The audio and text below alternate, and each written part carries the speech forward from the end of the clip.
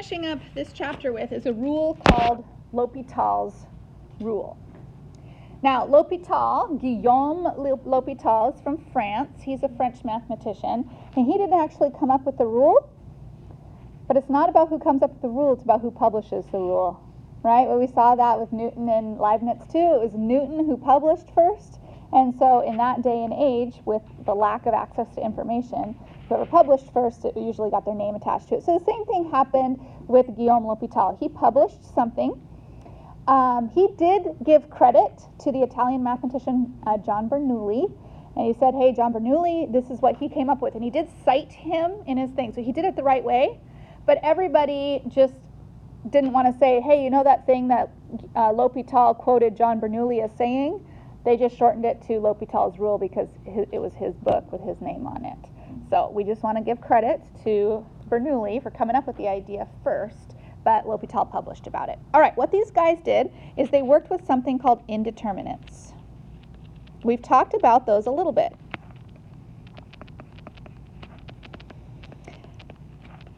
Indeterminate forms are those funny forms of numbers where all the things that you've been told your whole life about math no longer apply. All right, for example, we've talked about 0 over 0. So we have talked about, hey, anything divided by itself is always equal to 1 except 0 over 0. All right, or anything divided by itself is always equal to 1 except infinity over infinity. Those are two famous indeterminate forms. Or anything times 0 is always except if you multiply 0 and infinity times each other, and then it's not. It's because then what rule do you use? Do you use the rule of anything times 0 is always 0, or anything times infinity is always infinity? Well, which rule do you use when they're multiplied by each other? And there isn't one. We call them indeterminate forms. We also have the indeterminate form of infinity minus infinity.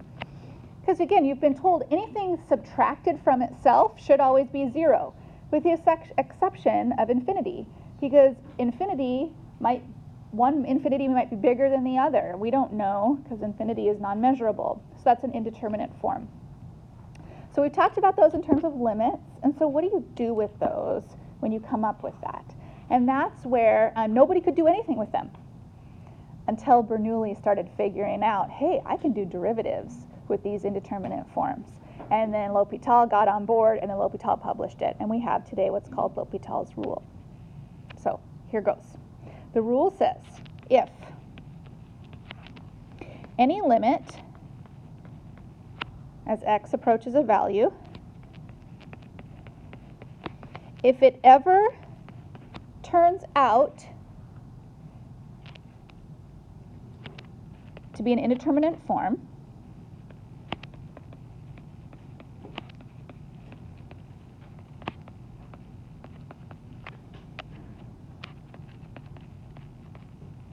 then, and like I said, nobody could do anything with that until we had derivatives.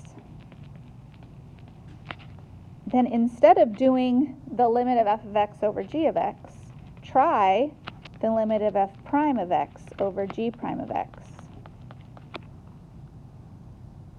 Right? Then that limit will give you the value instead.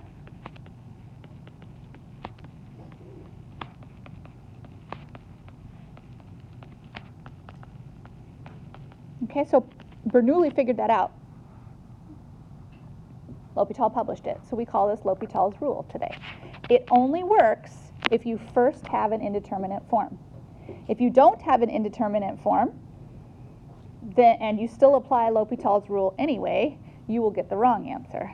It has to come from an indeterminate form. Well, what if you do L'Hopital's rule and you do the derivatives and it still turns out to be indeterminate? Well, then you do it again. And you do it until it's no longer indeterminate. Okay? So this is what today is known as L'Hopital's rule. So it looks like hospital, but there's no S there to make it a hospital. It's L'Hopital. Guillaume was his first name, so this is L'Hopital's rule. Part of your work in an FRQ is showing that it was indeterminate to justify the fact that it needs to be, L'Hopital would apply. It would be like you can't use mean value theorem or extreme value theorem or intermediate value theorem unless you first said it was continuous. And so the same thing is true here. You can't use L'Hopital's rule unless you first clearly stated showed in your work that it did turn out to be indeterminate in the first place. So I'm going to show you how it applies.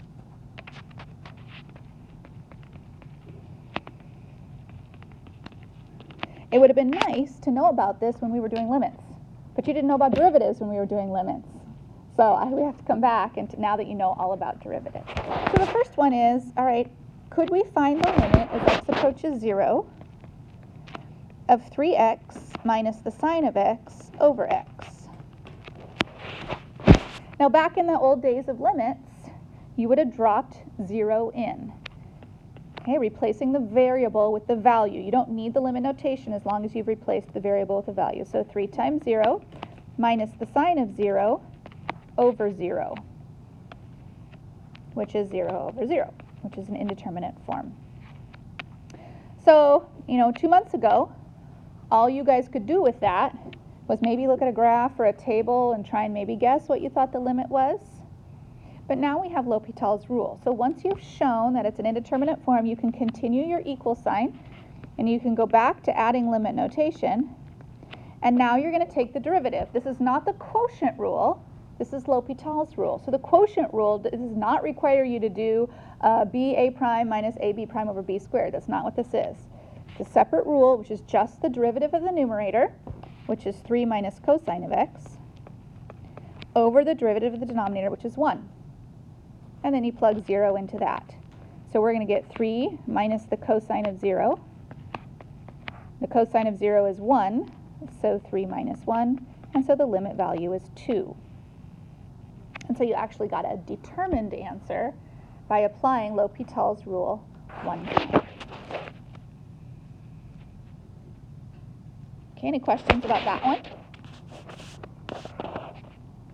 Okay, let's try another one. All right, so let's suppose that we are taking the limit as x approaches 0 again of the square root of x plus 1 minus 1 over x. A direct substitution of this would give me the square root of 0 plus 1 minus 1 over 0, which the numerator would be 1 minus 1 over 0. So again, 0 over 0. Once you've established that L'Hopital is necessary, you can keep your equal sign going, and we're going to take the derivative. The derivative of the square root of x plus 1 is 1/2 times x plus 1 to the negative 1/2 times the chain rule of 1 minus the derivative of 1, which is 0, over the derivative of x, which is 1. So we've done one round of L'Hopital, and we'll check and see if this was enough. So then you drop your 0 in, and so I'll have 1/2 times 0 plus 1 to the negative 1/2 times 1 over 1. That's 1/2 times 1, and so the limit value is the determined answer, 1/2. So it's the difference between getting an indeterminate versus a determined answer. Okay, any questions on that so far? Okay, let's try another one.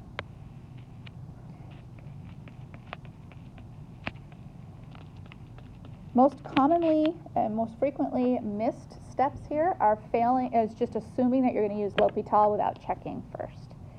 All right, let's try another one. Okay, and the limit as x approaches 0, again, of x minus the sine of x over x cubed. So direct substitution would give me a numerator of 0 minus the sine of 0 over 0 cubed, which is 0 over 0, another indeterminate. So L'Hopital's is necessary. So we'll take a derivative. The numerator would be 1 minus the cosine of x over 3x squared. Drop 0 into that, I get 1 minus the cosine of 0 over 3 times 0 squared. That's 1 minus 1 over 3 times 0, which is 0 over 0 again, which is still indeterminate. So this would require another round of L'Hopital. So we go back to limit. All right, now we'll take the derivative this time. So we'll get the derivative of 1 is 0, the derivative of negative cosine is positive sine. The derivative of 3x squared is 6x. That'll give me the sine of 0 over 6 times 0, still 0 over 0. So this is going to take one more round. And so finally, the limit of derivative sine is cosine, and the limit of derivative of 6x is 6. That will give me the cosine of 0 over 6, which finally is 1 over 6 and not 0 over 0, which is the limit value.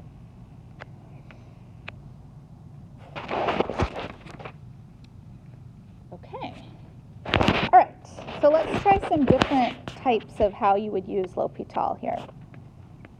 We've seen 0 over 0 lots of times. Let's try some of the other ones. So let's try the limit as x approaches 1 of 1 over ln x minus 1 over x minus 1. Okay, this is a subtraction. When I do L'Hopital, or when I do direct substitution to this, I get 1 over the ln of 1 minus 1 over 1 minus 1. That is 1 over 0 minus 1 over 0, which is infinity minus infinity. So here's your first time of seeing a different kind of indeterminate form, where it's a subtraction. So we need L'Hopital, but L'Hopital only works if the original problem has a numerator and a denominator in it. Our original problem doesn't have just a numerator and just a denominator. Our original problem is a subtraction problem. So you're going to have to do some algebra before you can do L'Hopital. How do we get this to where we have a distinct numerator and a distinct denominator? I need common denoms first. All right, so L'Hopital only works, A, if it's indeterminate, and B, if the form is a single numerator and a single denominator, clear, not subtraction. So we're going to have to do some algebra here. So this is going to be an algebra step where we just need to get common denoms. And so I'll have x minus 1 over the denominator, x minus 1 ln x, minus, and the other side's going to need ln x, over the denominator, x minus 1 ln x.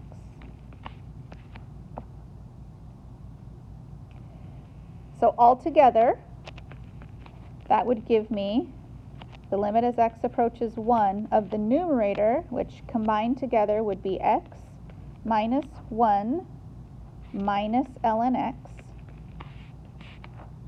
all over x minus 1 times ln x. This is now 0 over 0 when I plug 1 in. Therefore, I can do L'Hopital's rule as usual. So you just got to get it from a subtraction form into a division form, and then you can apply L'Hopital. And remember, this is not the quotient rule. This is just straightforward derivatives. So the derivative of x is 1. The derivative of 1 is 0. The derivative of ln x is 1 over x times the chain rule of 1 over. Although I'm not doing the quotient rule, I still have to follow the rules of derivatives, which say, okay, I need to use the product rule here to find my derivative. So I'll have b, I'll zoom in just a minute, b times the derivative of a plus a times the derivative of b.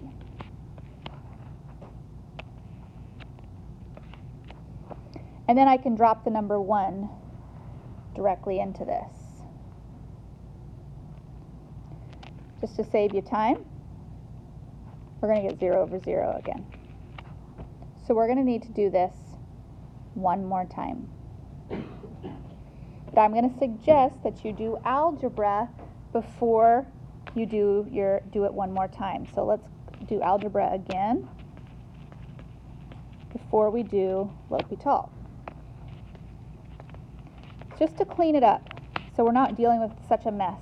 The numerator is just going to be 1 minus 1 over x.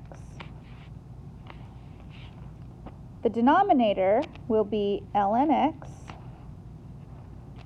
plus 1 minus 1 over x. Now you might be wondering where that came from. My algebra was distributing. I distributed the fraction 1 over x into the parentheses. I did this so that I can take an easier derivative. Now I don't have to use the product rule anymore. I can just take the straight derivative. So now I'm ready for L'Hopital one more time.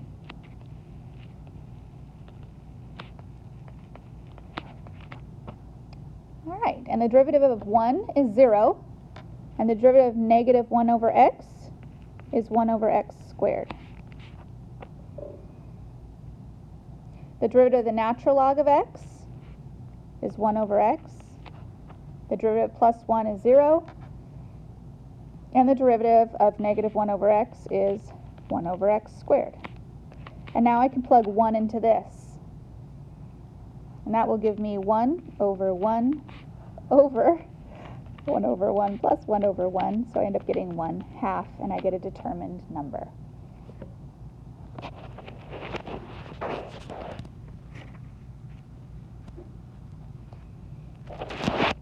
Okay, the last one I'm going to get you started on. But we probably will run out of time with the bell ring.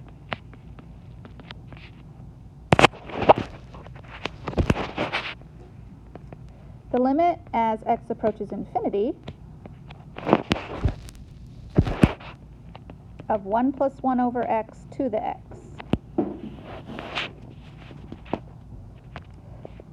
A direct substitution here gives me 1 plus 1 over infinity to the infinity.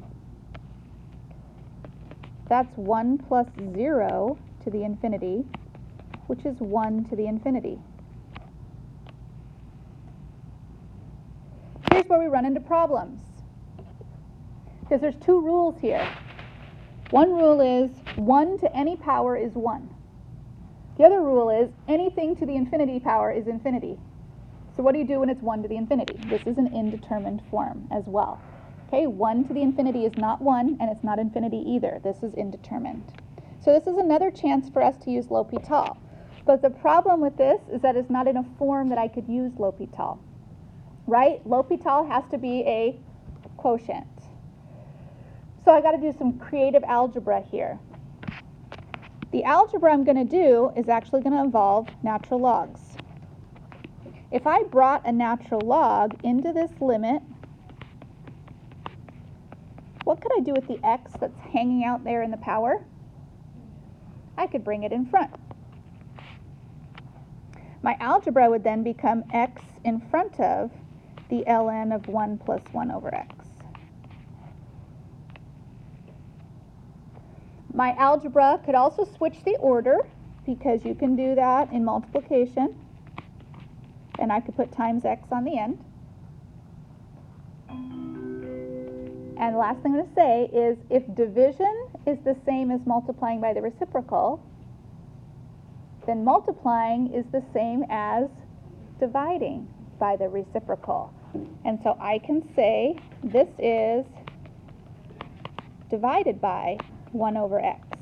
In other words, I can write this as the natural log of 1 plus 1 over x divided by 1 over x.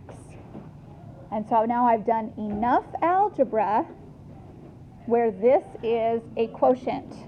And I can apply L'Hopital's rule to this quotient because I get 0 over 0, and I can do L'Hopital. So it's the algebra first, your calculus last. All right?